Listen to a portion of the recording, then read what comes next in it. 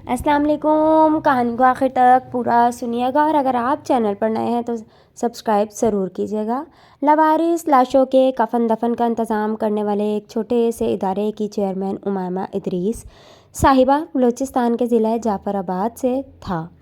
والد صاحب CSP officer تھے اور دوران ملازمت ہی اپنی فیملی کو امریکہ کی ریاست وسکنسن میں منتقل کر دیا. ان کے سب بچوں نے اپنی تعلیم امریکہ میں ہی مکمل کی اور وہیں سیٹل ہو گئے. ان کی اولاد میں سب سے ذہین بچی امائمہ ہی تھی. امائمہ نے تعلیم مکمل کرنے کے بعد ورلڈ بینک میں ملازمت اختیار کر لی تھی اور چند سال بعد ہی ملازمت چھوڑنے کا فیصلہ کر لیا.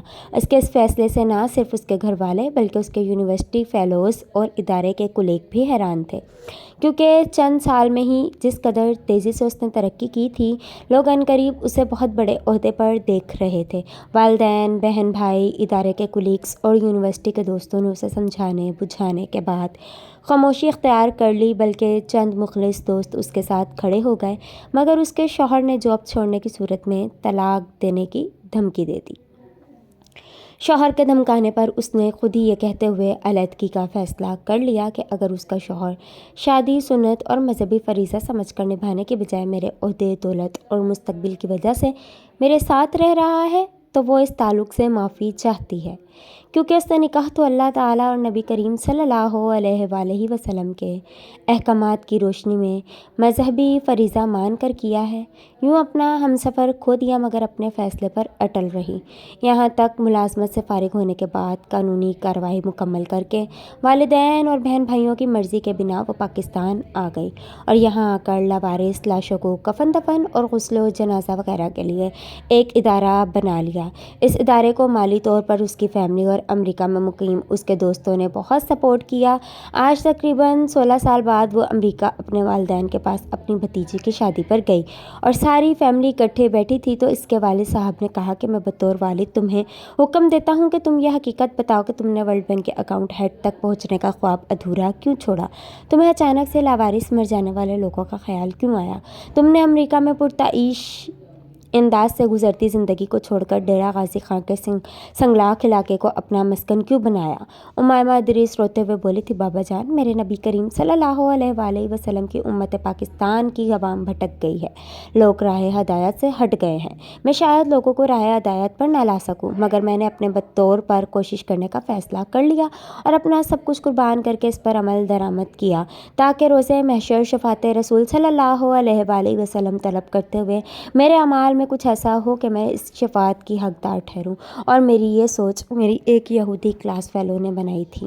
آپ کو یاد ہے، میری ایک کلاس فیلو مرتش ایٹلک تھی جو ہمیشہ پہلی پوزیشن پر رہی. جب ہم لوگ یونیورسٹی سے فارغ ہوئے تو ہم پہلے 10 طلباء کو امریکن اداروں اور بین الاقوامی اداروں کی طرف سے ملازمت کی پیشکش ہونے لگی. مرتش ایٹلک کے علاوہ مجھ سمیت باقی 9 لوگوں نے یہ پیشکش قبول کر لی اور ہم سب نے مرتش ایٹلک کو پاگل قرار دے دیا. چند سال بعد ورلڈ بینک نے اسرائیل کے کہنے پر ایک مالی امداد کے پیکج کا اعلان کیا اور یہ پیکج جنگ میں حصہ لیتے ہوئے مر جانے والے فوجیوں کے ورثاء اور فلسطینی لوگوں کے ہاتھوں مر جانے والی سول سوسائٹی کے لیے تھا. اور اس پیکج کی ڈیمانڈ کرنے والی اور نہیں بلکہ مرتش ایٹلک تھی. جب میرے سامنے میری کولیگ کا نام آیا تو میں نے فوراً اس سے رابطہ کیا، پوچھا یہ تم کن چکروں میں پڑ گئی ہو؟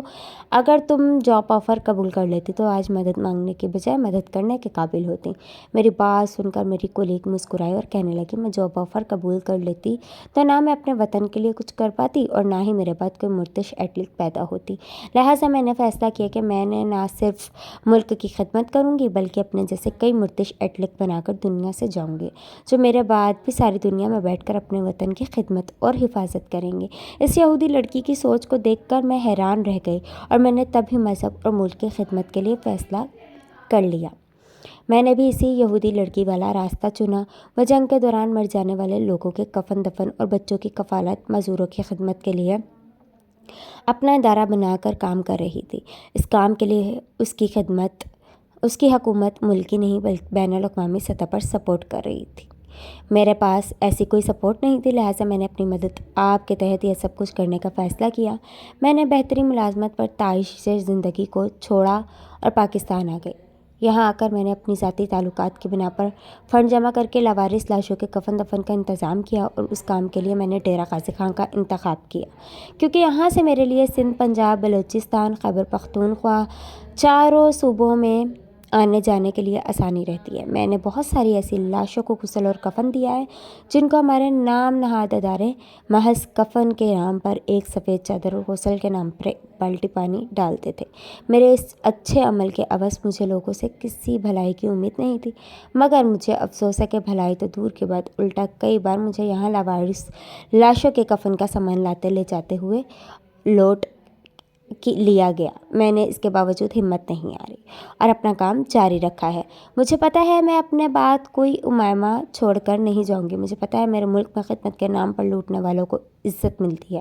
مجھے پتہ ہے میری قوم اب درندوں کا جھنڈ ہے، جہاں ہر طاقتور خود سے کمزور کو کھا کر اپنے پیٹ کی آگ بجھا رہا ہے، مگر اس کے باوجود میں نے اپنے ملک میں بے گور و کفن پڑی لاشوں کو عزت سے دفنانے کا عمل شروع کیا اور اسے جاری رکھوں گی انشاءاللہ۔ ساتھ ہی تمام بھائیوں نے کہا انشاءاللہ اور محفل برخواست ہو گئی۔ مجھے جامع مسجد کے امام صاحب نے کال کی اور بتایا کہ کل جب وہ نماز ظہر کے لیے پہنچے تو مؤذن ایک بچے کو ڈانٹ رہا تھا، جبکہ کچھ نمازی بھی پاس کھڑے تھے۔ بظاہر وہ بھی غصے میں نظر آ رہے تھے۔ مجھے لگا کہ بچے سے مسجد کے آداب میں بے ادبی ہو گئی ہے یا دانستہ کوئی بے حرمتی ہو گئی ہے، اسی وجہ سے یہ لوگ بچے کو ڈانٹ پلا رہے ہیں، مگر مجھے یہ دیکھ کر انتہائی افسوس ہوا کہ ماہ رمضان میں روزے کی حالت میں بھی ہم لوگ برداشت بالکل نہیں رکھتے۔ خیر میں نے آگے بڑھ کر مؤذن کو خاموش کروایا، نرمی سے بچے کو بلا کر گلے لگایا، اپنے ساتھ نماز ادا کرنے کا کہا اور 4 رکعت سنت کی نیت باندھ لی۔ جب سلام پھیرا تو بچہ بھی سنتیں ادا کر کے فارغ ہو چکا تھا۔ میں نے مصلی سنبھالا اور فرائض کی جماعت کی امامت شروع کر دی۔ جماعت کروانے کے بعد باقی نماز مکمل کی۔ تب تک اکثر نمازی نماز مکمل کر چکے تھے۔ میری خواہش تھی کہ کسی طرح بچہ ان نمازیوں سے پہلے نکل جائے تاکہ میں بچے کی موجودگی میں اس کی غلطی پوچھ کر اس کے لیے باعث شرمندگی نہ بنوں، مگر نہ تو بچہ مسجد سے باہر گیا اور نہ ہی نمازی فارغ ہو کر گھروں کے لیے نکلے۔ شاید دونوں فریق میرے فیصلے کے منتظر تھے۔ میں نے بچے کو پاس بلایا، انتہائی شفقت سے اس کے سر پر ہاتھ پھیرا اور پوچھا بیٹا آپ کو یہ بزرگ کیوں ڈانٹ رہے تھے؟ بچے سے پہلے غصے سے لال پیلے ہوتے مؤذن صاحب نے جواب دینے کی کوشش کی تو میں نے ان کو خاموش کروا دیا اور بچے کو جواب دینے کو کہا۔ تو اس نے بتایا کہ مولوی صاحب کل روزے کی افطاری کے وقت گھر پر چینی نہ ہونے کی وجہ سے میری والدہ صاحبہ میٹھا پانی نہیں بنا سکی۔ والد صاحب روزے کی حالت میں مزدوری کر کے گھر پہنچے تو ان کو سخت پیاس لگی تھی۔ اسی دوران روزہ افطار کا وقت ہو گیا۔ میری والدہ صاحبہ نے نمک اور سادہ پانی سامنے رکھا۔ جب میرے والد صاحب نے سادہ پانی دیکھا تو جگ میری والدہ صاحبہ کے سر پر دے مارا۔ والدہ صاحبہ چونکہ پہلے ہی روزے کی حالت میں بھوکی پیاسی تھی، سر کی چوٹ بھی ذرا سخت ہوتی یوں وہ بغیر روزہ کھولے ہی بے ہوش ہو گئی۔ والد صاحب اٹھ کر کہیں چلے گئے۔ میری دونوں بہنوں نے گھسیٹ کر میری والدہ صاحبہ کو اندر کمرے میں پہنچایا، کیونکہ وہ کم عمر تھیں اور اٹھانا ان کے لیے ممکن نہیں تھا۔ رات کو کہیں بہت دیر بعد میری والدہ صاحبہ کو ہوش آیا تو انہوں نے روزہ افطار کیا اور آج میری والدہ صاحبہ نے مجھے چودھرانی جی گاؤں کے نمبردار کی بیوی کے پاس بھیجا کہ کچھ پیسے ایڈوانس دے دے، ہم نے چینی خریدنی ہے، مگر چودھرانی نے معذرت کرتے ہوئے بتایا کہ ان کے پاس گنجائش نہیں ہے۔ یاد رہے کہ بچے کے والد چودھری صاحب کے ڈیرے پر مزدوری کرتے ہیں، مطلب ذاتی ملازم ہیں، اور والدہ چودھری صاحب کے گھر پر کام کرتی ہیں۔ وہ چودھری صاحب کے مقروض ہیں اور قرض کے بدلے انتہائی قلیل آمدنی پر ملازمت کرتے ہیں۔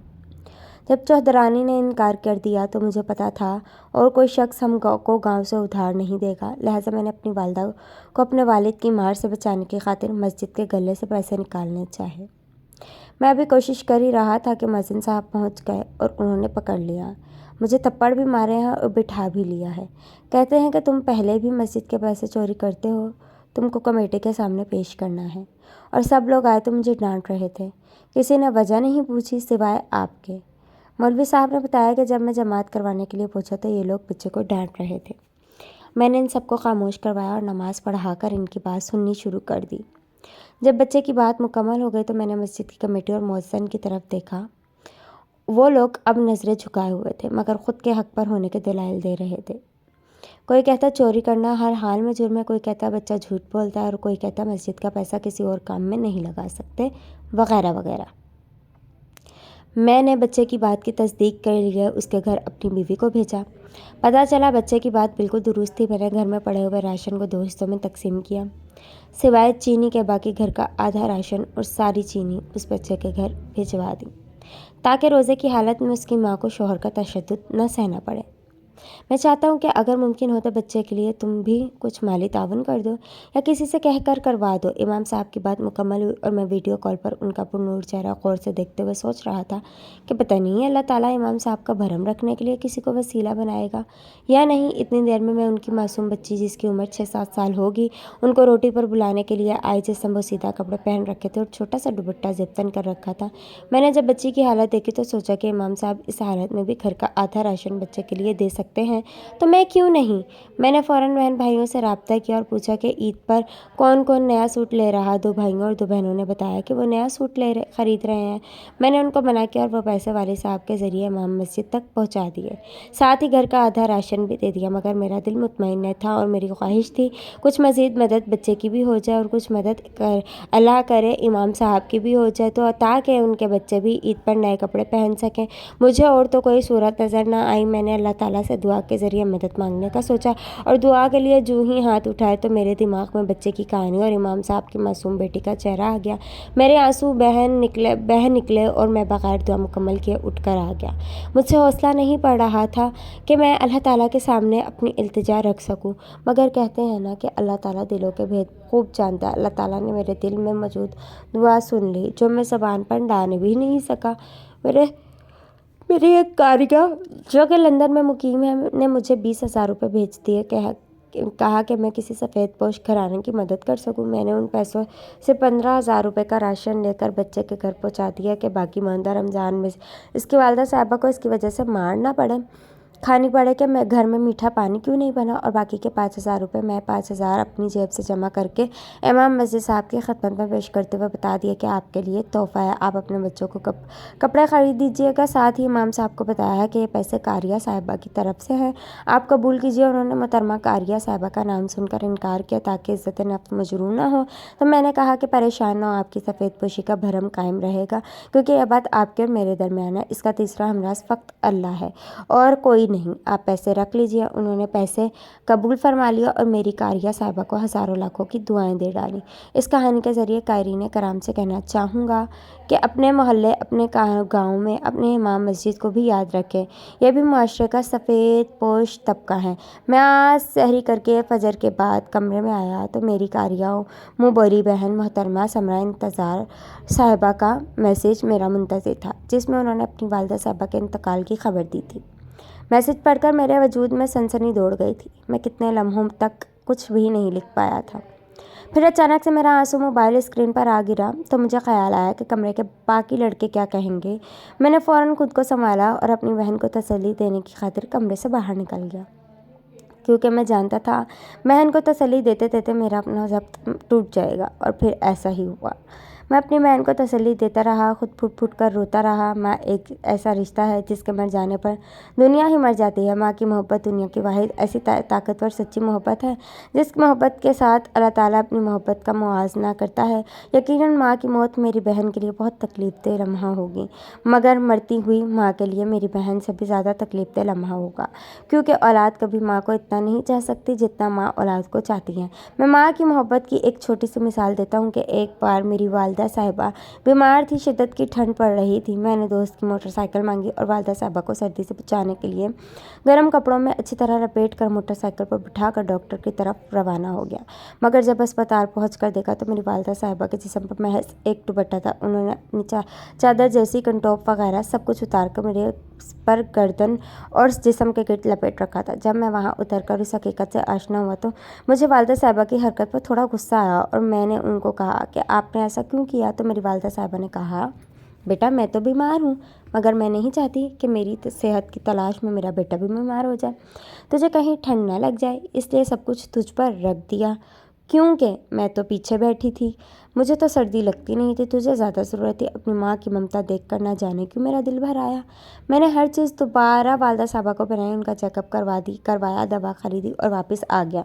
मोटरसाइकिल दरवाजे के सामने रोकी। میرے چھوٹے بھائی نے دروازہ کھولا۔ میں نے سہارا دے کر والدہ صاحبہ کو دہلیز سے اندر کیا۔ وہ دروازے کا سہارا لے کر میرے چھوٹے بھائی کے پیچھے پیچھے چلنے لگیں۔ میں موٹر سائیکل کے ساتھ لٹکتی ادویات لینے کے لیے واپس مڑا اور ادویات لے کر جو ہی دہلیز کے سے اندر قدم رکھا تو میرا جوتا دہلیز سے ٹکرا گیا۔ اس سے پہلے کہ میں منہ کے بل گرتا، میری والدہ اپنی تکلیف بھول کر میری طرف لپکیں تاکہ مجھے سہارا دے سکے، مگر میرا بوجھ برداشت نہ کر سکی اور ہم دونوں ماں بیٹا میرے چھوٹے بھائی پر جا گرے جو تیزی سے ہماری طرف ہی بڑھ رہا۔ شکر الحمدللہ میرے بھائی نے سہارا دے کر مجھے اور میری والدہ صاحبہ کو گرنے سے بچا لیا اور ساتھ ہی مجھے احتیاط سے چلنے کا مشورہ دے دیا، مگر میرا ذہن میری ماں کی ممتا پر اٹکا ہوا تھا۔ میں سوچ رہا تھا کہ ماں کو اگرچہ پتہ بھی ہو کہ وہ اپنی گرتی ہوئی اولاد کو نہیں بچا سکتی، مگر پھر بھی وہ سہارا ضرور بنتی ہے، یا تو اولاد کو بچا لیتی ہے یا پھر اس کے ساتھ گر جاتی ہے۔ اور یہ ایک اٹل حقیقت ہے کہ اللہ تعالیٰ کے بعد دنیا کا سب سے بڑا سہارا ماں باپ ہے۔ آج جب میری بہن سمرا انتصار صاحبہ نے اپنی والدہ صاحبہ کی وفات کا بتایا تو مجھے میری ماں کی ممتا یاد آ گئی۔ میں نے سوچا کہ پتہ نہیں کتنی بار میری بہن سمرا کو گرتے ہوئے ان کی والدہ نے بچایا ہوگا اور نہ جانے کتنی بار اسے بچاتے بچاتے وہ خود گر گئی ہوں گی۔ اولاد کو جوان کرنے کی خاطر باپ صرف اپنی جوانی لگاتا ہے، مگر ماں اپنا تن من دھن سب کچھ لگا دیتی ہے۔ میں جب بھی اپنی بہن سمرا سے پوچھتا تھا آپ کہاں ہیں تو وہ بتاتی تھی کہ امی کے پاس بیٹھی ہوں، امی کی طرف جا رہی ہوں، امی کی طرف سے آ رہی ہوں۔ ان کی زبان پر ہر وقت ان کی ماں کا نام اور ماں کی صحت و زندگی کی دعا ہوتی تھی۔ میں ان کی تکلیف محسوس کر کے رو رہا تھا کہ انہوں نے کتنی تکلیف سے مجھے ماں کی موت کی خبر سنائی ہوگی۔ اللہ حافظ۔